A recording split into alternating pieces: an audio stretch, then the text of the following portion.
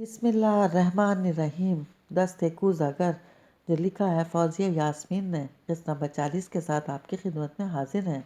اگر آپ نے ابھی تک ہمارا چینل سبسکرائب نہیں کیا تو ہمارے چینل کو سبسکرائب کریں اور بیل آئیکن کو پریس کرنا مت بھولیے گا تاکہ آنے والی تمام اقساط آپ کو بر وقت ملتی رہیں۔ شکریہ۔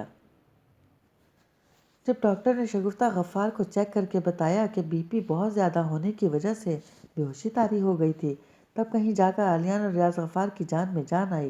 اب وہ بھلے ہی خطرے سے باہر تھیں، لیکن بی پی کا اتنا لو ہونا جان لیوا بھی ثابت ہو سکتا ہے۔ اس میں دل کی دھڑکن بند ہو سکتی ہے، مگر وہ خطرہ ٹل گیا تھا۔ ڈاکٹر نے احتیاطاً انہیں ڈرپ لگا دی تھی۔ اس ایک پریشانی کے کم ہونے پر دوسری پریشانی دوبارہ حاوی ہو گئی۔ ہسپتال کے کوریڈور میں ریاض غفار کے پاس آتے ہوئے عالیان بولا، ڈیڈی میں عادل کو فون کر رہا ہوں، اس کا پورا خاندان آرمی میں ہے، وہ لوگ اس طرح بریرہ کو تلاش کریں گے، کوئی افسانہ بھی نہیں بنے گا۔ ہاں ان سے کہو جتنی رازداری سے یہ سب ہو سکتا ہے اچھا ہے۔ ابھی تمہارے ماموں کا فون آیا، ایسے ہی خیر خیریت پوچھنے کا۔ میں نے ذکر ہی نہیں کیا کہ تمہاری ماں اسپتال میں ہے، وہ تو یہ سنتے ہی آ جاتے، پھر بریرہ کو یہاں نہ پا کر انہیں تعجب ہوتا۔ ریاض غفار کے چہرے پر شکنوں کا ایک جال بچھا تھا۔ وہ تو خیر ہم کہہ سکتے ہیں کہ بریرہ گھر پر ہے، مگر یہ سن کر مومانی جان یا کوئی اور بریرہ کے پاس گھر پر پہنچ سکتا ہے کہ وہ وہاں اکیلی ہے؟ عالیان نے ہونٹ چباتے ہوئے کہا۔ تو ریاض غفار نے کوئی تبصرہ نہیں کیا۔ اچھا پھر میں چلتا ہوں، آپ امی کو لے کر گھر چلے جائیں اور ان سے کہہ دیجیے گا بریرہ آج ہی مل جائے گی، وہ آرام سے کھانا وغیرہ کھا لیں۔ عالیان نے بڑے مرے ہوئے لہجے میں کہا تو ریاض غفار بھی نظریں چرا گئے، اور اس سے پہلے کہ عالیان آگے بڑھنے کے لیے قدم اٹھاتا اس کا موبائل بج اٹھا۔ فطری طور پر اسے سب سے پہلے بریرہ کا ہی خیال آیا تھا، اس لیے فوراً جیب سے موبائل نکال لیا۔ ریاض غفار بھی متجسس ہو کر بے یقینی سے اسے دیکھنے لگے، جو اسکرین پر ایک انجان نمبر دیکھنے کے باوجود کان سے موبائل لگا چکا تھا۔ ہیلو، کیا میں عالیان غفار سے بات کر سکتا ہوں؟ دوسری طرف سے ابھرنے والی مردانہ آواز بھی بالکل اجنبی تھی۔ جی بول رہا ہوں، آپ کون؟ عالیان نے کہا، مگر دوسری طرف سے جواب آنے کے بجائے ایک ایسا سوال کیا گیا کہ عالیان چوکنا ہو کر اس کی بات سننے لگا۔ اپنی بہن کے غائب ہونے پر بہت پریشان ہونا، بات تو واقعی پریشانی کی ہے۔ 4 دن بعد اس کی شادی ہے، بلکہ 4 دن بھی کہاں، رات تو ہو رہی ہے، سمجھ لو 3 دن رہ گئے ہیں۔ آج کا دن تو گزر ہی گیا۔ کون ہو تم اور کیا چاہتے ہو؟ تمہیں جو بھی چاہیے مل جائے گا، مگر بریرہ کو کچھ نہیں ہونا چاہیے۔ عالیان کے کہنے پر ریاض غفار بھی ہراساں ہو کر بغور عالیان کے تاثرات دیکھنے لگے۔ دوسری طرف کی بات سن کر بالکل حیران رہ گیا تھا۔ مجھے کوئی پیسہ وغیرہ نہیں چاہیے، مجھے صرف ایک فیور چاہیے۔ اگر تم کرتے ہو تو میرا وعدہ ہے تمہاری بہن صحیح سلامت گھر آ جائے گی، اور اگر نہیں کرتے تو گھر تو میں اسے تب بھی بھیج دوں گا، مگر اس کی بربادی کے ذمہ دار تم خود ہوگے۔ کیسا فیور چاہیے؟ جلدی بتاؤ۔ عالیان اس کے لہجے میں چھپی دھمکی پر بلبلا اٹھا۔ ایک طرف اس کا دل چاہتا تھا کہ وہ فون پر ہی اس کا گلا دبا دے، تو دوسری طرف اس کی ہر مسام سے پسینہ پھوٹ نکلا تھا۔ 4 دن بعد بالکل نارمل طریقے سے اگر تم اپنی بہن کی شادی کرنا چاہتے ہو، کل تمہیں خود شادی کرنی ہوگی، ایک رومیلا نام کی لڑکی سے۔ ابرار نے بڑے نپے تلے انداز میں کہا، مگر عالیان کے تو سر سے گزر گئی اس کی بات۔ کیا تم کیا کہہ رہے ہو؟ میری کچھ سمجھ میں نہیں آیا۔ عالیان نے بے چینی سے موبائل ایک کان سے ہٹاتے ہوئے دوسرے کان پر لگایا۔ تمہیں کل ایک لڑکی سے شادی کرنی ہے جس کا نام رومیلا ہے۔ اگر تم تیار ہو تو میں بتا دیتا ہوں کہ تمہیں بارات لے کر کہاں جانا ہے۔ دوسری طرف سے ابرار نے اتنے نارمل انداز میں کہا جیسے کسی بزنس ڈیل کے لیے میٹنگ پوائنٹ اور ٹائم طے کر رہا ہو۔ عالیان اب بھی حورنق بنا اس کے الفاظ پر غور کر رہا تھا۔ اس کی سمجھ میں نہیں آ رہا تھا کہ اس سے سننے میں غلطی ہو رہی ہے یا اس شخص سے بولنے میں۔ حالانکہ اس کا فون سنتے ہی عالیان کی سمجھ میں پوری کہانی آ گئی تھی، جو کہ ایسی کوئی پیچیدہ تھی ہی نہیں۔ کسی نے اس کی بہن کو اغوا کیا تھا اور بدلے میں اس کے مانگنے کے لیے فون کر رہا تھا، مگر یہاں تعاون کے طور پر رقم کے بجائے ایک عجیب و غریب مطالبہ کیا جا رہا تھا جس پر عمل کرنا تو درکنار یقین کرنا بھی ممکن نہیں تھا۔ تم کون بول رہے ہو؟ بہت سوچ کر عالیان کا ایک ہی جملہ بولنا آسان لگا، احمقانہ سوال مت پوچھو، کامن سینس کی بات ہے۔ جس نے تمہاری بہن کو اغوا کیا ہے وہ اپنا تعارف ہرگز نہیں دے گا۔ مجھ سے سوال کرنے کے بجائے تم صرف میرے سوال کا جواب دو۔ اپنی بہن کی خیریت چاہتے ہو تو چپ چاپ میرے کہے پر عمل کر دو۔ تمہاری بہن بحفاظت تمہارے گھر پہنچ جائے گی۔ دوسری طرف سے آنے والا جواب کوئی خاص حیران کن نہیں تھا۔ عالیان کو خود بھی امید تھی وہ اپنے بارے میں کچھ بھی نہیں بتائے گا، لیکن اس کے بارے میں جاننا اتنا مشکل نہیں تھا۔ اس کا نمبر تو موبائل پر آ ہی چکا تھا۔ پھر جو شرط وہ اس کے سامنے رکھ رہا تھا وہ بھی ایسی تھی کہ اس پر عمل کرنے کی صورت میں عالیان اس شخص تک نہ صحیح ان لوگوں تک ضرور پہنچ سکتا تھا جو ان سب حالات کے ذمہ دار تھے۔ وہ یہی سوچتے ہوئے عالیان نے گہرا سانس کھینچتے ہوئے پوچھا، کون ہے رومیلا اور مجھے اس سے شادی کب اور کہاں کرنی ہے؟ ریاض غفار جو بغور عالیان کو دیکھ رہے تھے اس کی بات پر اچنبھے کے ساتھ بولے۔ عالیان نے ہاتھ اٹھا کر انہیں خاموش رہنے کا اشارہ کیا کیونکہ دوسری طرف سے وہ شخص کچھ کہہ رہا تھا۔ عالیان پوری توجہ سے سننا چاہتا تھا۔ رومیلا ایک لڑکی ہے اور کوئی ایسی ویسی لڑکی نہیں ہے، بہت اچھے خاندان کی، خوب کھاتے پیتے گھرانے کی ہے۔ تمہیں کل اس سے شادی کرنی ہے۔ باقاعدہ بارات لے کر تمہیں ایک ہوٹل کے ہال روم میں دولہا بن کر آنا ہوگا۔ وہاں اس لڑکی کا پورا خاندان موجود ہوگا۔ وہ لڑکی بھی دلہن بن کر پورے قاعدے قانون کے مطابق باوقار طریقے سے تمہارے ساتھ رخصت ہوگی اور بغیر کسی چالاکی کے۔ جب تم یہ سب بالکل ہدایت کے مطابق کر لو گے تو دوسرے دن تمہاری بہن تمہارے گھر پہنچ جائے گی۔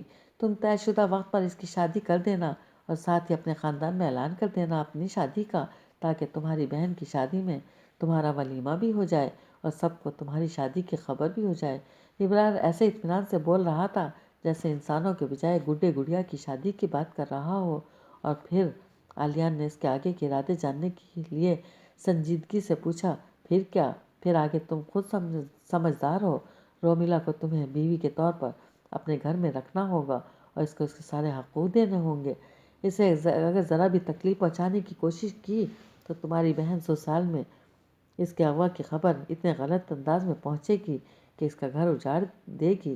یوں سمجھ لو کہ بہن کا گھر بسانا چاہتے ہو تو اپنا گھر بھی بسائے رکھنا، ورنہ تمہارا ایک غلط قدم یا ذرا سا بھی نامناسب رویہ تمہاری بہن کی زندگی برباد کر دے گا۔ دوسری طرف سے بڑی صفاقی کے ساتھ کہا گیا۔ عالیان اس کی ایک ایک بات کو پورے دھیان سے سنتا رہا اور جب وہ خاموش ہو گیا تو عالیان پہلے سے بھی زیادہ سنجیدگی کے ساتھ سپاٹ لہجے میں بولا، کیا تمہیں نہیں لگتا کہ میں تمہیں بہت آسانی سے ٹریس کر سکتا ہوں؟ اس کی بات پر کچھ دیر کے لیے دوسری طرف خاموشی چھا گئی۔ پھر تھوڑے توقف کے بعد وہی آواز ذرا ٹھوس لہجے کے ساتھ ابھری، ہاں اگر تم کوشش کرو تو مجھ تک پہنچ سکتے ہو، لیکن اس کے بعد تم اپنی بہن کی شادی کو ٹوٹنے سے نہیں بچا سکتے۔ وہ تو یہ راز کھلنے پر عمر بھر کے لیے بدنام ہو جائے گی، چاہے مجھے عمر قید ہی کیوں نہ ہو جائے۔ اب کی بار خاموش ہونے کی باری عالیان کی تھی۔ اس نے بے اختیار لب بھینچ لیے۔ وہ شخص غلط نہیں کہہ رہا تھا۔ اس وقت عالیان کے پیش نظر اولین ترجیح اس کی بہن کی عزت اور زندگی تھی، جس پر اگر بال برابر بھی آج آ جاتی تو اس کا ازالہ اس شخص کو پھانسی پر چڑھانے سے نہیں ہو سکتا تھا۔ اس لیے جب عالیان بولا تو اس کے لہجے میں ایک محسوس کی جانے والی بے بسی تھی۔ نہیں، میری بہن کو کچھ نہیں ہونا چاہیے۔ تم جو کہو گے میں کرنے کے لیے تیار ہوں۔ بتاؤ کون سے ہوٹل میں بارات لے کر آنی ہے؟ ریاض غفار نے ایک بار پھر بے چین ہو کر کچھ کہنا چاہا، مگر اب کی بار وہ خود ہی ہونٹ چبا کر رہ گئے۔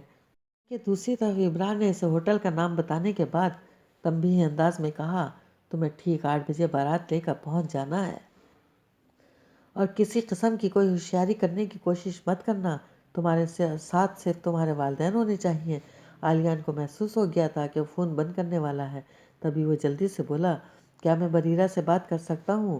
دوسری طرف ابرار تھوڑی دیر کے لیے چپ ہو گیا، پھر اپنے لہجے کو کسی اشتہاری مجرموں جیسا بناتے ہوئے بولا، وہ بھی کرا دوں گا، لیکن ابھی نہیں۔ ابرار یہ ساری گفتگو بریرہ کے سامنے بیٹھ کر تھوڑی کر رہا تھا، وہ جو ابھی بات کرا دیتا۔ اس نے عالیان کے کچھ کہنے سے پہلے ہی فون بند کر دیا۔ عالیان کچھ کہنے کے لیے محض منہ کھول کر رہ گیا۔ اس نے موبائل پر آئے نمبر پر کال بیک کرنے کی بھی ضرورت نہیں سمجھی، کیونکہ اسے معلوم تھا کہ یہ شخص کسی نئی سم پر اس سے بات کر رہا ہوگا جو اس کے نام پر بھی نہیں ہوگی اور جسے وہ روزمرہ زندگی میں استعمال بھی نہیں کرتا ہوگا۔ اس لیے بغیر نمبر ملائے اسے یقین تھا کہ اس کا فون سوئچ آف ہو چکا ہوگا۔ البتہ عالیہ نے اس نمبر کو سیو ضرور کر لیا تھا، اور یہ سب کرنے کے بعد اس نے ریاض غفار کی طرف دیکھا جو اس کے فون بند کرتے ہی بے قراری سے پے در پہ سوال کرنے لگے تھے۔ کیا ہوا؟ کون تھا وہ شخص؟ کیا کہہ رہا تھا؟ بریرہ کیسی ہے؟ اس سے کہو جتنا پیسے اسے چاہیے مل جائے گا، مگر بریرہ پر آنچ نہیں آنی چاہیے۔ اور یہ شادی کی کیا شرط تھی؟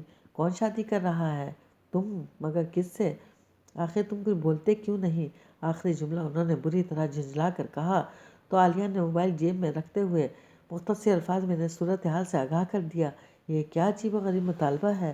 بھلا تمہارے شادی کرنے سے انہیں کیا فائدہ ہوگا؟ اور گھر بھلا ایسے بستے ہیں کیا؟ ریاض غفار بری طرح تپ کر بولے، میرا نہیں خیال کہ شادی گھر بسانے کے لیے کی جا رہی ہے۔ عالیہ پر سوچ انداز میں بولا، کیا مطلب؟ ریاض غفار چونکے۔ اب بھلا اس سیدھی سی بات کا کیا مطلب ہو سکتا ہے؟ یہ شادی صرف ہمارے اونچے گھرانے میں آنے اور ہمارے پیسے ہتھیانے کے لیے کی جا رہی ہے۔ جس رومیلا نامی لڑکی کا یہ ذکر کر رہے ہیں وہ ان کے گینگ کی ہی ہوگی۔ اس کے ذریعے وہ زندگی بھر ہمیں لوٹتے رہیں گے۔ عالیان کے کہنے پر ریاض غفار کے چہرے پر پھیلے تفکرات میں مزید اضافہ ہو گیا، تو عالیان گہرا سانس کھینچتے ہوئے بڑبڑانے والے انداز میں بولا، کہہ تو وہ یہ ہی رہے ہیں کہ وہ لڑکی اچھے کھاتے پیتے گھرانے کی خاندانی لڑکی ہے، مگر مجھے پتہ ہے کہ سب ملے ہوتے ہیں، سب ایک سے گھٹیا اور گرے ہوئے ہوں گے۔ بس اللہ تعالیٰ بریرہ کو اپنی حفاظت میں رکھے، وہ ان کے چنگل سے نکل آئے۔ ان لوگوں سے تو بعد میں بھی نمٹا جا سکتا ہے۔ کیا مطلب ہے تمہارا؟ کیا تم اس سے شادی کے لیے تیار ہو؟ ریاض غفار اچنبھے کے ساتھ بولے تو ان کی حیرت کو دیکھتے ہوئے عالیان حیران ہو کر بولا، تیار نہ ہونے کا سوال ہی پیدا نہیں ہوتا، بریرہ ان کے قبضے میں ہے۔ ہمارا ایک غلط قدم بریرہ کو آگے عالیان سے بات بھی پوری نہیں کی گئی۔ ریاض غفار کے چہرے پر بھی سایہ سا لہرا گیا، مگر پھر بھی وہ تذبذب کے عالم میں بولے، لیکن عالیان وہ لوگ پتہ نہیں کون لوگ ہیں، کس قسم کے ہیں، وہ لڑکی جانے کس کماج کی ہو، ہم ایسے کیسے؟ ریاض غفار کا دل کسی طور نہیں مان رہا تھا۔ آپ بے فکر رہیں، میں زندگی بھر کے لیے اس رشتے کو گلے کا توق نہیں بناؤں گا۔ ایک بار بریرہ واپس آ جائے تو ان سب کا وہ حشر کروں گا کہ عالیان دانت پیس کر رہ گیا تو ریاض غفار بھی صرف اسے دیکھ کر رہ گئے۔ اپنے بیٹے کی ضدی فطرت سے وہ بخوبی واقف تھے۔ وہ جو ایک بار ٹھان لیتا ہے پھر اس فیصلے سے کوئی 1 انچ نہیں ہلا سکتا، لیکن اس وقت انہیں صرف بریرہ کی فکر تھی۔ آگے کیا ہوگا، عالیان کیا قدم اٹھائے گا، اس تفصیل میں جانے کا قطعی وقت نہیں تھا۔ ادھر بریرہ کی آنکھ کھلی تو اس نے خود کو ایک اچھے صاف ستھرے کشادہ سے کمرے کے بستر پر پایا۔ کچھ لمحوں کے لیے تو اس کی سمجھ میں نہیں آیا کہ وہ کہاں ہے، پھر جیسے اچانک اسے سب کچھ یاد آ گیا۔ وہ پارلر میں اپنی سروس کرانے گئی تھی اور جیسے ہی فارغ ہوئی اس کے موبائل پر کسی آدمی کا فون آیا تھا جس نے خود کو عالیان کا دوست بتا کر اسے اطلاع دی تھی کہ ریاض غفار کا ایکسیڈنٹ ہو گیا ہے، وہ ہسپتال میں ہیں، ان کی حالت بہت سیریس ہے۔ بریرہ تو یہ سنتے ہی حواس باختہ ہو گئی تھی، اس کا دل ویسے بھی کمزور تھا اور شادی قریب ہو تو لڑکی قدرتی طور پر اپنے گھر والوں کے لیے زیادہ حساس ہو جاتی ہے۔ بریرہ جو پہلے ہی ان سے دور ہونے کے خیال سے ان کے زیادہ قریب ہو گئی تھی، ان کے ایکسیڈنٹ کا سن کر تو اس کے اوسان خطا ہو گئے۔ وہ صرف یہ سن کر فون کرنے والا خود کو عالیان کا دوست بتا رہا ہے اور کہہ رہا ہے کہ وہ اسے لینے آیا ہے اور باہر سفید رنگ کی وین میں اس کا ویٹ کر رہا ہے۔ فوراً اٹھ کر باہر آ گئی اور باہر کھڑی وین میں جا کر بیٹھ گئی جس میں ایک ڈرائیور کے علاوہ ایک شخص اور اس کے پیچھے والی سیٹ پر بیٹھا تھا۔ بریرہ نے بیٹھنے کے بعد اسے دیکھا تھا، بلکہ دیکھا کیا تھا، جب اس نے ریاض غفار کی بابت پوچھا تھا کہ وہ کون سے ہاسپٹل میں ہیں اور ان کی طبیعت کیسی ہے، تب پیچھے سے وہ آدمی گویا ہوا تھا اور اسے سن کر بریرہ کو پتہ چلا کہ وہ فون پر بھی اسی سے مخاطب تھی۔ تب ہی پہلی بار اسے خیال آیا تھا کہ اسے وین میں بیٹھنے سے پہلے عالیان یا شگفتہ غفار کو فون کر کے بات کرنی چاہیے تھی، لہٰذا اس نے اسی وقت اپنا پرس کھول کر اپنا موبائل نکالا اور ابھی اس نے کال ملائی بھی نہیں تھی کہ پیچھے سے ایک ہاتھ میں ایک عدد رومال موجود تھا، عین اس کے چہرے کے سامنے آ گیا۔ بریرہ کے منہ سے گھٹی گھٹی چیخ نکل گئی۔ وہ اس ہاتھ کو پکڑ کے اسے روکنا چاہتی تھی، مگر تب تک پیچھے بیٹھا شخص اس کی ناک پر سختی سے وہ رومال رکھ چکا تھا۔ اس کے بعد کیا ہوا بریرہ کو کچھ پتہ نہیں تھا۔ اس کی آنکھ اب کھلی تھی اور وہ بستر پر تنہا پڑی تھی۔ اس کے پاس اس کا پرس تھا، نہ موبائل اور نہ ہی ہاتھ پر بندھی گھڑی۔ پتہ نہیں کیا ٹائم ہو رہا تھا۔ کمرے کمرہ گو کہ کافی اچھا سیٹ تھا، مگر اس پر کوئی کھڑکی یا روشندان نہیں تھا۔ وہ باہر کا منظر دیکھ کر وقت یا جگہ کا اندازہ کر پاتی۔ بریرہ تیزی سے بے چینی کے عالم میں اٹھی اور کمرے میں موجود دروازے کی طرف بڑھ گئی۔ حیرت انگیز طور پر ہینڈل گھماتے ہی دروازہ کھل گیا۔ بریرہ ایک ترنگ کے ساتھ باہر نکلی، مگر یہ کیا؟ وہ کمرے سے باہر جانے کا راستہ نہیں تھا، بلکہ باتھ روم تھا۔ بریرہ کچھ دیر تو یاسیت سے سامنے لگے بیسن کے اوپر نصب آئینے میں خود کو دیکھتی رہی، پھر دوبارہ کمرے کی طرف پلٹ گئی۔ اب اس کی نظر کمرے میں موجود دوسرے دروازے پر پڑی تھی، اور یہی کمرے سے باہر جانے کا دروازہ تھا، کیونکہ یہ باہر سے لاک کیا ہوا تھا۔ اس کے باوجود بریرہ جانے کس امید پر ہینڈل گھما گھما کر اسے کھولنے کی کوشش کرتی رہی۔ ساتھ میں دروازہ پیٹتے ہوئے وہ مسلسل فریاد بھی کرتی رہی کہ اسے یہاں سے نکال لو، اسے کیوں بند کیا گیا ہے وغیرہ، مگر اسے خود بھی پتہ تھا کہ اس کے آنسو اور آہیں دروازے کو نہیں کھلوا سکتے۔ جانے سے کھلوانے کی کیا شرط ہوں گی؟ وہ یہ سوچنے سے بھی قاصر تھی، جاننا تو بہت دور کی بات تھی۔